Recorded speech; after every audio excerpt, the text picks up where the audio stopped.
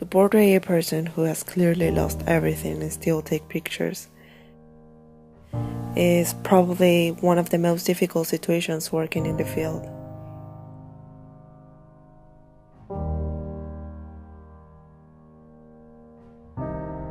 In my almost 20 years of working with different communities, this visit was one of the most impactful of my professional life.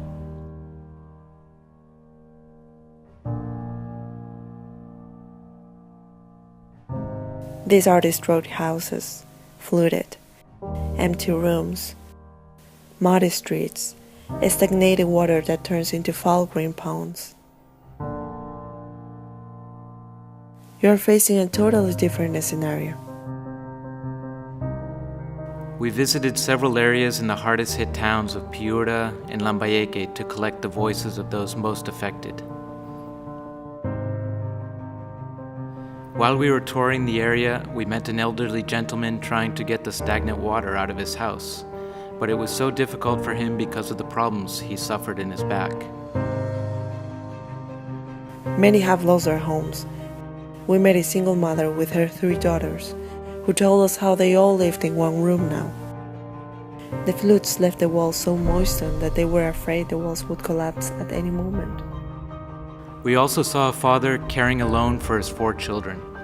We found him standing on top of a neighbor's rooftop, since the floods had taken everything he had.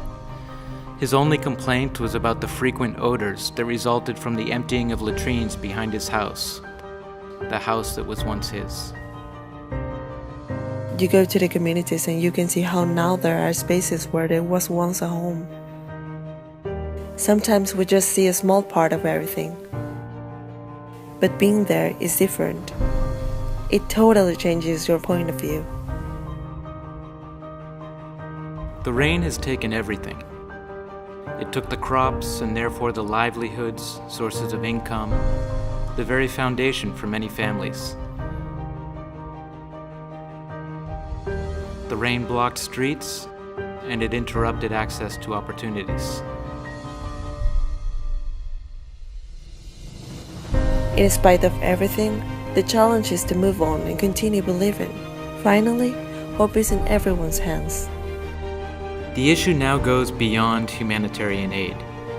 It is a question of how we recover as individuals, as communities, as a country. The challenge is to create opportunities, to provide the conditions for those who need to start again. The emergency is immediate. But after the emergency, we're asking, what comes next? And that is the role of recovery.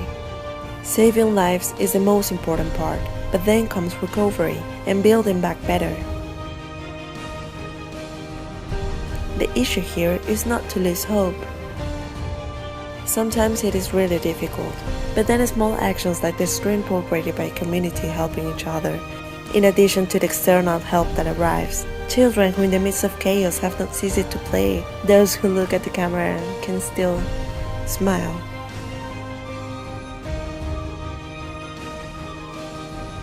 It is in the hands of absolutely everyone. We cannot forget the needs are still there, and we must all help each other.